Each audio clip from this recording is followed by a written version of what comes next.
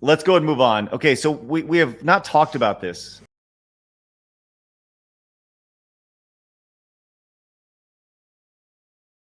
Space Marine 2 CEO situation. Now, I think the best way to kind of talk about this is actually have Asmongold talk about it himself. Let's play this about the 90-second video of Asmongold talking about the situation, then we'll kind of tie into the rest of it.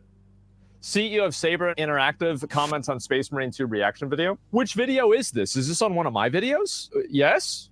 God damn. He actually posted this. Hey man, CEO of Saber here. When we signed a deal to make Space Marines 2, all I wanted was a throwback game. We had the chance to work on something which by its nature was old school. I can't even comprehend many of the current games that we play nowadays. They're too complex and too much of an investment. We worked on Halo back in the day, and that game could be distilled down to the simplest of shooting loop, but it was entirely addicting. As somebody who spent 10,000 hours on Halo and Halo 2, and probably only about 1,000 hours on Halo 3, is that point I was already addicted to WoW, I can absolutely fucking agree with this. That's what we wanted to recapture. I hope games like Space Marine 2 and Wukong are the start of a revision to the timeline where games are simply about fun and immersion. I spent some time as COO at Embracer.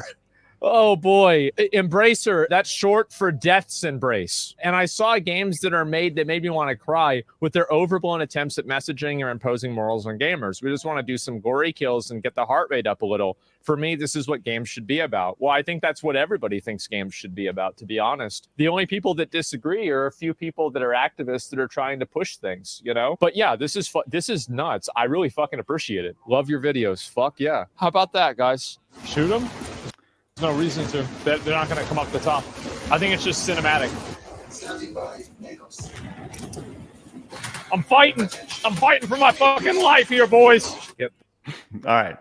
So, so that came out, and it was like, "Whoa!" The Saber CEO was like, "Did he really say it?" There's been controversy. You know, it's just a YouTube comment. How can we authenticate that this is the Saber CEO? And some of like IGN reached out to the company, and they're like, I thought it was Kotaku. Ethan Gotch from Kotaku, and then IGN was reporting on Kotaku's reaching out, from what I understood. Okay. Well, there was talk about did he say it, and the idea of like what that message is like it's obviously incredibly based and incredibly, I don't know, not current day. I think that's the biggest thing. It's not current day. It's the way that people have thought about video games pretty much up until the last few years or so. And the idea that this is like a controversial statement is like, look, we want to make a fun game where you murder things and there's lots of blood and it's, you know, people enjoy it. So like without imposing any sort of morals or anything like that into it. That seems like the most basic statement in the world, but that was somehow met with controversy. And it's like, so they reached out to Saber Interactive and they're like, you know, they had no comment on it. And why would they? They're not the ones who are like, you know, making the comment. But so it kind of went back and forth. And there was this article from IGN over here. Saber Interactive won't say whether or not a controversial YouTube comment is from its CEO. Oh, did you hear about this, by the way? That they changed it when you click on it. They changed the title. They removed controversial. Click on it and follow through. From this article itself. Yeah, put it back on the big screen. Okay, yeah. Here we go. This is the actual article itself. Yeah, right, it doesn't say controversial now. Ah, there we go. Yes, because it's dumb. Like, why would you put controversial in everyone was calling them out, being like, the only people that think it's controversial is these DEI agents that are looking for a controversy. There's nothing controversial about it. So they quietly, subtly removed that word from it. I thought that was interesting. John, what you There's nothing in the comment that's controversial or offensive, and I think it's worth looking into, like to see to make sure it's the actual guy. But the way it's written, it just seems immediately believable accusatory that it was. I believe that it's him based on like the sort of substance of it. It seems like it's authentically written from the perspective of somebody who worked on that game and other games. And I'm just like, if it wasn't him, why would they do this? Like, But is the Yeah. other thing too, and this kind of exposes the upper echelon gaming industry right here, is normal people, normal men playing this game and seeing that comment are like, yeah, that resonates with me. Cool. I want to play this game. Thank you for understanding what we want as gamers. And you would think if it would be like an aberration if it was like a single outlet that was like, hey, I'm taking issue with this because I'm a random person. I'm Ethan Gotch over at Kotaku, and I'm mad because this is anti-DEI. It's slanderous towards DEI. It's bad. It's bad. We need to find something with this. But it's not just Kotaku. IGN also reporting it, among other outlets as well, trying to stir up and create a controversy out of something that is clearly not a controversy. And this is like a perfect example of what they do to manipulate a situation. We can all point to this and be like, there you go. That's here. We've been preaching it. Here's what we're talking about. This is what they do. That's really all. Well, I think you nailed it right there, 100%. And so there's been a lot of talk of like, well, was this controversial statement his or not? And well, it turns out pretty much is. This was he talked about it over on his LinkedIn. The guy, I mean, this was a saga for like 3 days. And like people were, did this guy say it? Did he not say it? It was really stupid and over the top. Like, and if he did say it, like, it's his fucking company. Let him say he's a CEO. Even if he didn't say it, digging any deeper into the surface, just going past surface level, it really doesn't take much research. I actually did a video on this, just exposing just how pathetic the attempt at journalism was by them, as they were looking for a gotcha moment so hard that they actually like embarrassed themselves. If you look on Asmongold's comment section, there's another comment from another person from Saber Interactive, a lead writer, that if you click on his profile, it goes to his profile with his personal videos of motion capture from Halo and everything back in the day. Like it is him. It's verified. That's definitely him. So why would they nitpick and be like, oh, is this him or is it not? It may not be him. We need to expose it. It's like, well, if it's not him, wouldn't you think the writer, who is clearly the writer, would say something about that, like commenting after him, but not being with him? You don't think these people talk behind the scenes, that they're following this stuff? Like it's just really bad, really bad journalism. It's just really bad. I'm trying to be as nice as possible. Like it's just bad. It's really bad. Yeah, it's not journalism at all, right? Like I am not a journalist. I've said that many times. I'm not a journalist. I can put my journalist hat on, right? And I'll do the extra work that a journalist would do, but I am not a journalist by any means, right? But this is like bare basic stuff. And I think this goes back to, I heard somebody talking about this. Actually, man, I want to say it was Sargon back in the day, speaking of like the original Gamergate, and the idea that the idea of the original Gamergate was tied to lack of ethics in journalism, right? And as much as the journalists would try to change that topic and make it not that, that's what it was. But yeah, right. But at the same time, the idea that a lot of these quote unquote journalists in the video game journalism sphere, they don't have degrees in journalism. They're bloggers. That's why you call them bloggers. That they write on a blog that they're paid to do. They don't do the work. They like, the idea of being a journalist is you go in and you're supposed to look at things evenly, right? Without an agenda, but we all know that's not in reality in 2024. And you do the legwork. You do the legwork that the common person, the common man, the normal man shouldn't have to do. That is your job. And you don't leave out vital details that expose destroying the argument narrative you're trying to make. You give the whole story. And then you can spin it like, here's what I feel based off of all the information. But what we're seeing is they are purposefully leaving out vital information to skew a conversation in their direction. And that is the epicenter of everyone's frustrations. And they won't admit it. Like, that's literally what the problem is. If they would just cover the story the right way with giving people the information, it's one of those like, fine, I'll do it myself. That's why I started my website, because they weren't doing it. I told you this in the pre-show. Like I never wanted to be a journalist, nor do I consider myself a journalist. I'm just a guy that wants to get the truth out there to people and the information and let people make up their own mind on a story, not try to dictate and narrate how people should think and feel on things. I think regarding the motivation behind the headline, I mean, it's a combination of just the shallow desire for clicks. Because if you put the word controversial in there, it's just like, what did he say? Oh my God, it must have been reprehensible. And then they click on it. And then, you know, even if they're like, they still got the click, right? I mean, it's a short-term benefit. You can't do that forever. Eventually people are going to go, oh, fuck off, dude. But also, but that's I think the problem is they're just trying to save their job for today right now. So that's what it's perpetually just doing that over and over because they just need a paycheck for next week. They're not thinking long-term at all.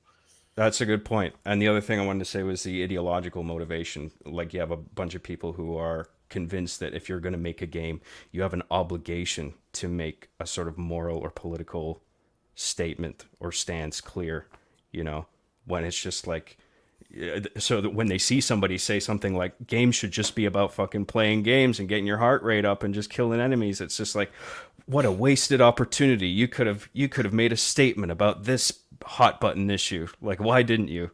That's a great point. That's a really great point. The idea of using my platform, like, number one, if you're making a game, it's not your platform, it's the company's platform. So you shouldn't be using the company to promote your ideas, right? That's a really, that's actually real quick, Craig. That's a really good point you just hit on there. If these journos that are so confident in their professionalism are so good at what they do, why do they need Big Daddy Corporation to back them? Why can't they just do it on their own, like YouTubers? Oh my God. Yeah, this has been 100%. The reality is that nobody at Kotaku, like very few people at IGN, and if you were to look across the ecosphere of video game journalists, the reality is that 99% of them, if they went out and started a YouTube channel, they would be done in 3 months. It'd be too hard for them. They like having the coverage of somebody else paying them to spew propaganda, right? They would fail. If they went out on their own, they would fail immediately, 100%. Yeah. Unless there was a story behind it. The story being... No, I would argue even if there is a story, because I've seen situations like, what was it? Was it not a Nintendo Enthusiast? What's the Nintendo that just shut down the YouTube channel? Right. I know what you're talking about. But what I mean by story is the story of somebody getting laid off, right? That's the story. So you have this sympathetic nature to it. It goes back to like Second Wind, right? Second Wind was escapist. Oh, look at us. We all got laid off, but we got this Patreon here, right? And the people flood all their money along the way. Well, I would argue that's because people wanted to follow Yahtzee and they loved him. Of course. Whereas like you look at something else with, what was it? Jake Steinberg or whatever that got laid off before they closed shop at that Nintendo. Why can't I think of the name of it already? Right. And his YouTube channel just kind of floundered and flopped. Mm-hmm. And he had a story of, I was laid off. It was bad. And initially I've actually felt bad for him before I knew who he was. I was like, right. Yeah. And the idea that like, look, I know the guys over at Kind of Funny, right? We got laid off from IGN or we're taking the risk, right? And they saw the big explosion and they kind of, that led the way for the story of pushing to the Patreon, right? And they, but I think it's very, very hard to. I think what you nailed on is 100% right. I don't think many of these people have the journalistic integrity. They don't have the charisma. They don't have the technical ability to be successful on YouTube or be successful by themselves. And most importantly, the work ethic. Yes, like, I think people look at YouTubers like, I can do that. Just talk to a camera about video games. Right. It's like, okay, good luck. Go try. I think Tell me how that works out for you. I think regarding ethics in journalism, the bare minimum is making a phone call and reaching out to people directly. And a lot of people, I mean, the more we become technologically infused as a society, people become more socially awkward and less confident in themselves. And they get an anxiety attack if they make a phone call or if their phone rings. So they'd rather just scroll through Twitter and just retweet whatever anybody else is saying. And so you just have all this bottom feeding going on, instead of actual getting to the bottom of an issue, you know? Well, I'd argue that they do make the phone calls, but they don't portray the story the way it should be after that phone call is made. Like, That's true. For example, what they're doing with this story, where Ethan Gotch reached out to Saber, and they're like, "Oh, they're not getting back to us, so let's use that as our narrative to attack them." Or like when Alyssa reached out to oh god, that Farm Folks CEO from Cryptivo, and he had the interview with her, and then she completely misrepresented him, and he was calling her Right. out for it, and she got like angry at him, and then he displayed all the Discord messages about how she was lying about everything. Like, these people don't have the best intentions of the game industry in mind. They have a narrative and target they aim to hit at any cost, and that is, I think that's why gamers in general are really receptive to people just being honest about it, being like, what's going on here? Why are we letting this happen? This is not the game industry. We shouldn't just like lay by the wayside and let this happen and let it destroy itself. Like, I think you'd agree, Craig. We care too much about this to see it destroy itself. Yeah, 100%, 100%. The video game industry has been too good for me, too good to me, for so long that I don't want to see it go up in flames. I mean, it's not going to go up in flames, but the journalistic side of things is a mess, and it's a joke. But to kind of put a pin on this, I don't even know if I shared this earlier, but long and short of it was the CEO of Saber came out, Matthew, and was like, "Hey." He posted this over on his LinkedIn saying, "Whoever wrote that seems pretty sharp." So, after that's the other thing, real quick, Craig. Yeah. I covered this in a video before he posted that, but after he posted something else on LinkedIn that was 4 days ago, and that was my frustration with Ethan trying to reach out and get a gotcha moment. He's like, "Oh, this probably isn't him. It's a different account. This is his real account." It's like, if you actually investigated it, looked at this guy's LinkedIn, he said a very similar statement professionally on his LinkedIn about why the game industry is going the wrong direction.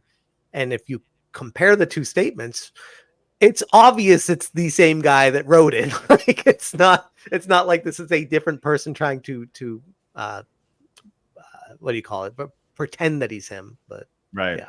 Well, what's amazing though is to kind of continue this idea of journalists. I've said this many times. There's such a disconnect in the video game industry, and I don't know if it's like this in other industries, but I can't imagine it's this vast. The disconnect between the developers of the games and the media, traditional access media, and the actual consumer of the game, Because when you look at this and you scroll down the comments of that post in IGN, they're like, "Yo, what's controversial about this?" Right? And when you scroll down the comments of the Asmongold video, and they're all just like, "Okay, I just want to make games fun." Oh, whoa, that's a hot take in 2024, right? These are every single one of these comments is about that. Just like, "Hey, man, just give us fun games." And that's really what it comes down to, is people just want to have fun when they play games. It's the idea is to disconnect from reality, not to be absorbed by reality.